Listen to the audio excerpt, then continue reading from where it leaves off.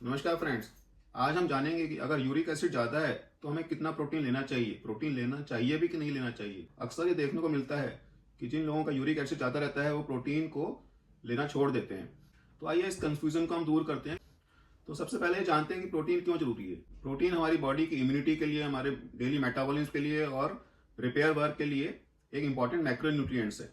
तो हमें कौन सा प्रोटीन लेना चाहिए? हमें लो प्यूरिन प्रोटीन को चूज करना है और एनिमल प्रोटीन को अवॉइड करना है। तो आइए जानते हैं कि हम कौन सा प्रोटीन, अगर हमारा यूरिक एसिड हाई है तो हम ले सकते हैं। सबसे पहला आता है प्लांट बेस्ड प्रोटीन।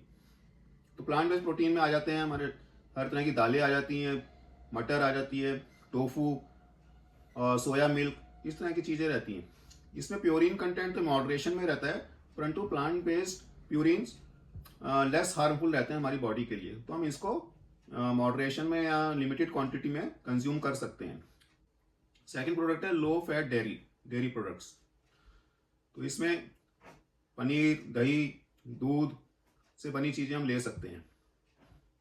इसमें प्रोटीन अच्छा रहता है और इसमें प्यूरिन नहीं रहते हैं। और कई स्टडीज में ये पाया गया कि डेयरी प्रोडक्ट से यूरिक एसिड का लेवल भी कम होता है, तो हम सेफली इनको कंज्यूम कर सकते हैं। फिर थर्ड होता है एग वाइट।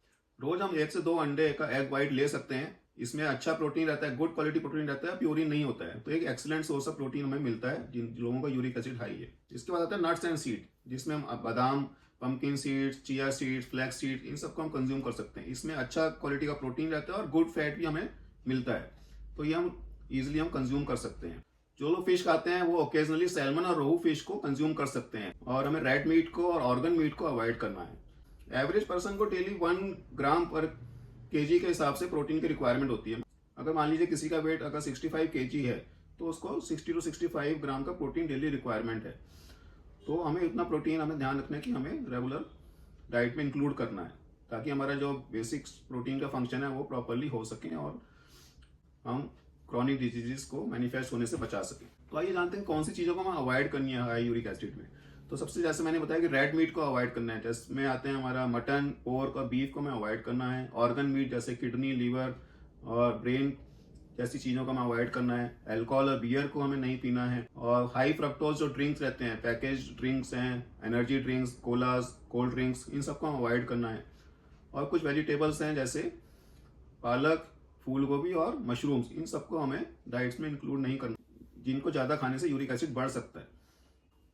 और कुछ तरह की फिश हैं जैसे सार्डिन, सेलफिश, इन सबको भी हमें अवॉइड करना है। इनमें भी सी फूड में भी यूरिक एसिड ज़्यादा रहता है। और कुछ एक्स्ट्रा टिप्स मैं दूंगा कि आप रोज 3 से 4 लीटर तक वाटर इंटेक लीजिए, उससे भी हमारा यूरिक एसिड कंट्रोल में रहता है। विटामिन सी रिच फूड बहुत अच्छा रहता है जिसमें, और वो यूरिक एसिड लो करने में हेल्प करता है। इसमें आंवला, ऑरेंज, लेमन को यूज कर सकते हैं। और हमें फास्टिंग और क्रैश डाइट को अवॉइड करना है, क्योंकि वो उससे भी यूरिक एसिड स्पाइक होता है। तो इन सब चीज़ों का अगर हम ध्यान रखते हैं तो अपने यूरिक एसिड लेवल को भी मेंटेन करके रखेंगे। और यूरिक एसिड अगर थोड़ा बहुत ज़्यादा है तो हम प्रोटीन इंटेक भी प्रॉपर्ली ले सकते हैं, और हमारा ताकि बॉडी फंक्शन प्रॉपर्ली हो सके। Thank you very much.